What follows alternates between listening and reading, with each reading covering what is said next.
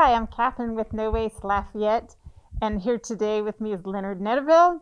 He is one of our fixers at our Fix-It cafes that we host on a regular basis as a way to teach people about repair. It's a way that we promote zero waste and keep our resources in circulation instead of in the landfill or junking up your garage. So today Leonard is going to teach us a few ways to be able to fix a lamp. Okay.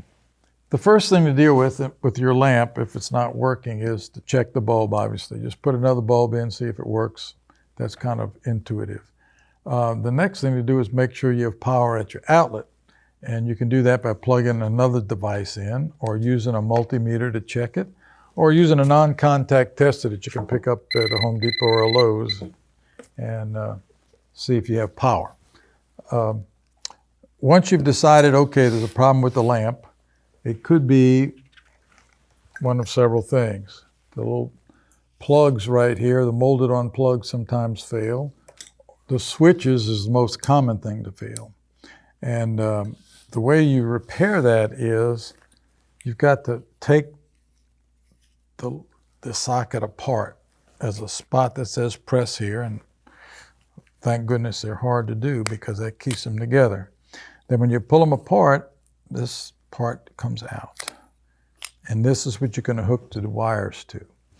Now, sometimes it's not easy. For this lamp, it'd be pretty easy to pull the wire out and do what you want to do.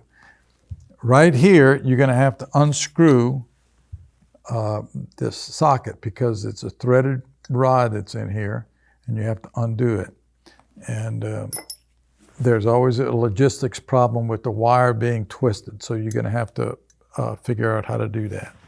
Sometimes the bottom of your lamp will have this felt on here, and if that's the case, you're going to have to slit it, and it goes in right here to the bottom, and it's going to go up through the center right here. So you just need to slit it right here so that you can feed the wire up through this through the pipe up through here so you can get some room here to work with.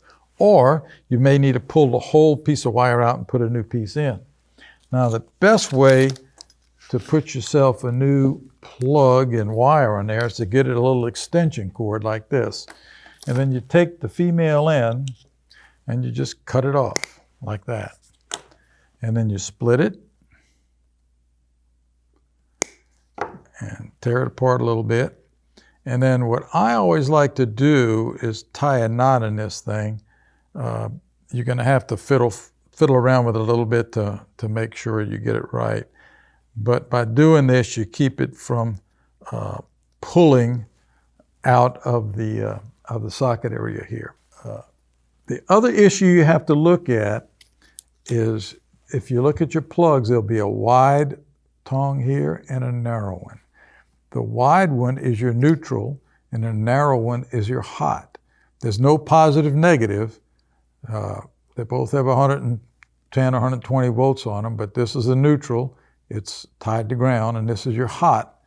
And what you're going to look at is the ridges on the wire, ridges or grooves or whatever. Each one's a little different.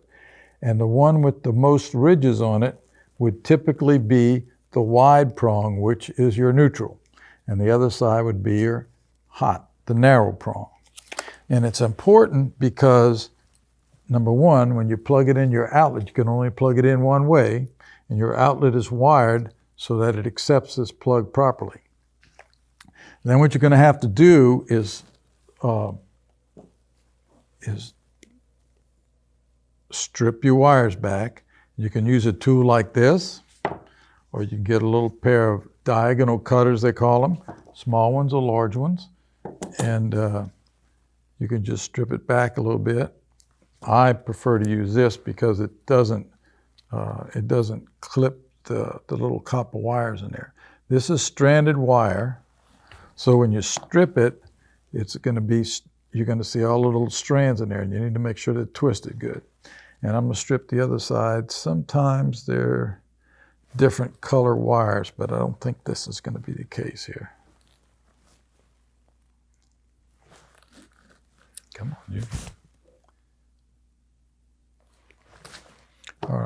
Yeah, they're both copper. Sometimes there'll be a silver and then a copper one, but this is both copper. So that's very important to make sure you have the one with the grooves onto the proper terminal.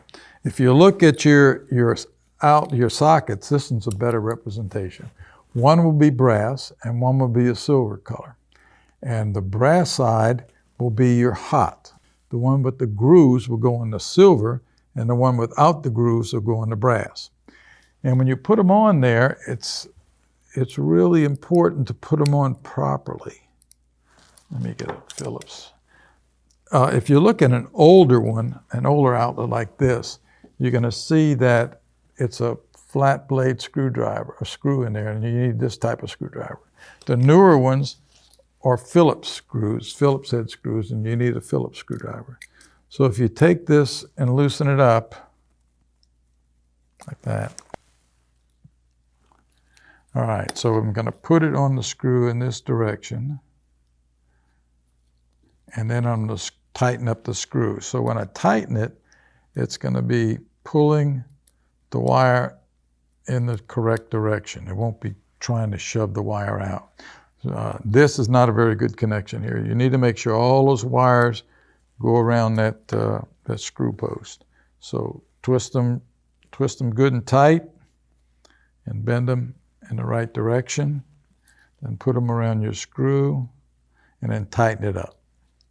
Thanks, Lenny, for teaching us about how to fix a lamp. If you want to learn more about fixing things, look for one of our upcoming Fix It events, and you can find out that information at our Facebook page, No Waste Lafayette.